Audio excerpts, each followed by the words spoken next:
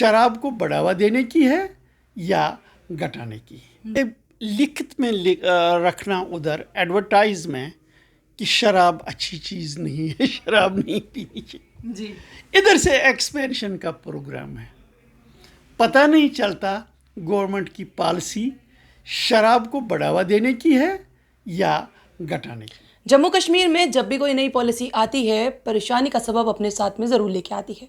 खलबली तो मचाना स्वाभाविक है, क्योंकि अगर कोई पॉलिसी आए और जम्मू कश्मीर में उसे कहीं ना कहीं कोई खलबली ना मचे तो आखिरकार ऐसा कैसे हो सकता है। और अब एक्साइज पॉलिसी का आना और लोगों का इस तरह की बात करना कि जिस तरीके से शराब की दुकान यहाँ पर बढ़ रही है, आने वाले समय में जम्मू कश्मीर में यही कहा जाएगा कि यहाँ पर अगर सबसे ज़्यादा कुछ फेमस है तो वो है यहाँ की वाइन शॉप। क्योंकि सबसे ज़्यादा यहाँ पर और कुछ नहीं, मंदिर आपको इतने मिलेंगे नहीं मिलेंगे, हाँ टोल इतने मिल जाएंगे, प्रोटेस्ट करते वाले लोग इतने मिल जाएंगे, वाइन शॉप भी उतनी मिल ही जाएगी।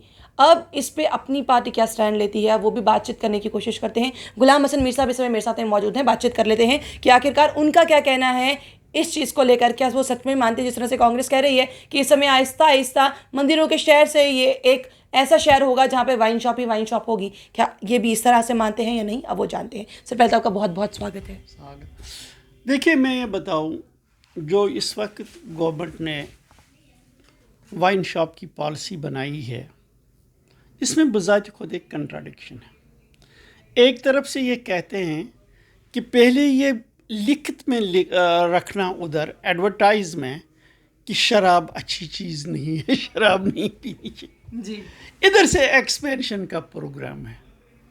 पता नहीं चलता गवर्नमेंट की पॉलिसी शराब को बढ़ावा देने की है या घटाने की। जी।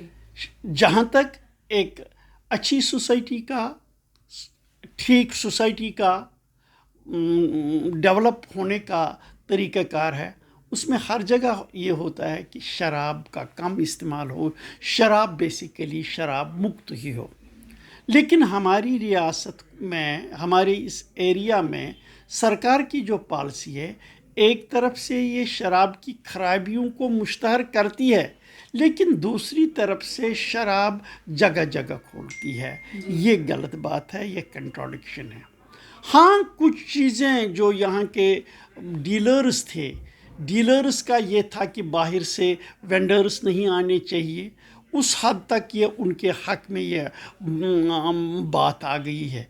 दूसरा, बिज़नेस को एक्सपेंड करने के लिए, इसको सेंट्रलाइज न करने के लिए इन्होंने कहा है एक बिडर एक जगह पे बिड दे सकता है, वो हर जगह बिड नहीं दे सकता है।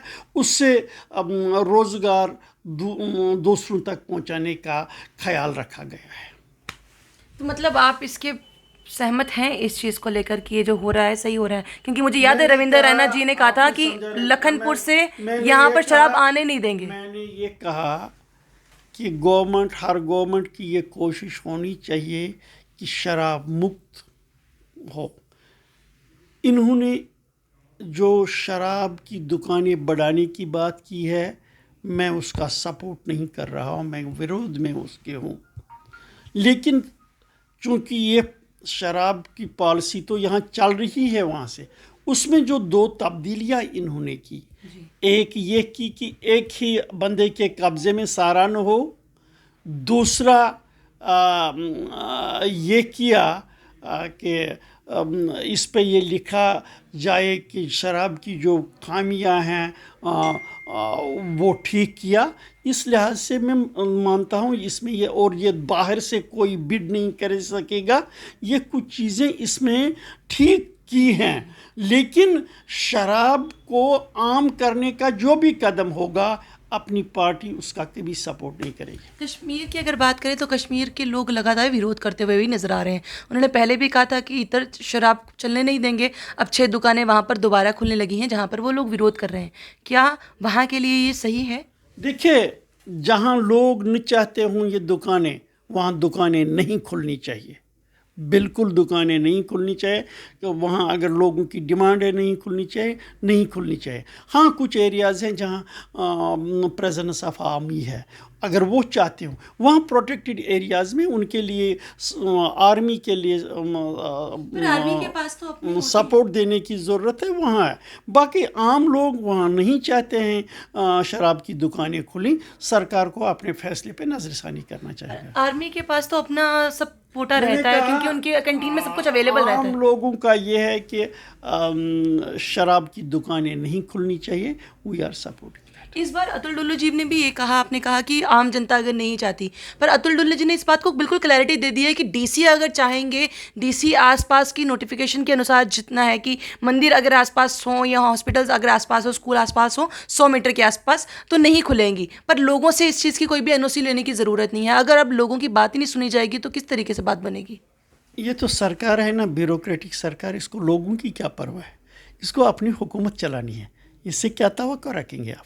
यही तो हम हमेशा से कहते हैं, ये ब्यूरोक्रेटिक सरकार है, ये किसी भी सूरत में अल्टरनेटिव नहीं हो सकता है डेमोक्रेटिक सरकार का। डेमोक्रेटिक सरकार लोगों की सरकार होती है, लोगों की भावनाओं का ख्याल करती है, वो अपना मंशा नहीं चलाती है। इस बार कहा जा रहा है कि अंत में, इस साल के अंत में हो सकता है कि अब नए एमएलएज बन के सामने आ जाएं, पॉपुलर गवर्नमेंट होगी। क्या असल में अगर पॉपुलर गवर्नमेंट होती है तो क्या इस एक्साइज पॉलिसी को कुछ ना कुछ ठीक किया जाएगा या चेंज किया? बात है, सीधी सी बात है, जब अवामी सरकार होगी, अवामी नुमाइंदे होंगे, अवाम की हुकूमत होगी, वो वही करेगी जो अवाम की ख्वाहिश होगी।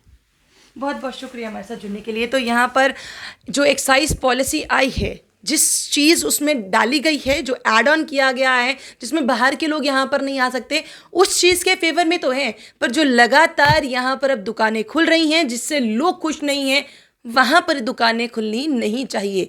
क्या आप एक तरफ ये कह रहे हैं कि हमें यहाँ पर नशा मुक्त करना है, शराब मुक्त करना है, दूसरी ओर शराबों की दुकानें जगह जगह पर खोलनी है, तो शराब मुक्त कोई कैसे हो सकता है? अब सामने खाना पड़ा हो, कोई कितना ही वेट कर लेगा कि उस खाने को ना खाएं, एक समय पे तो खाना खाएंगे ना। अब आपको क्या लगता है? अपनी राय कमेंट बॉक्स में ज़रूर रख सकते हैं। बने रहिए जम्मू परिवर्तन के साथ। मुझे रोहित जी को दीजिए इजाज़त। नमस्कार।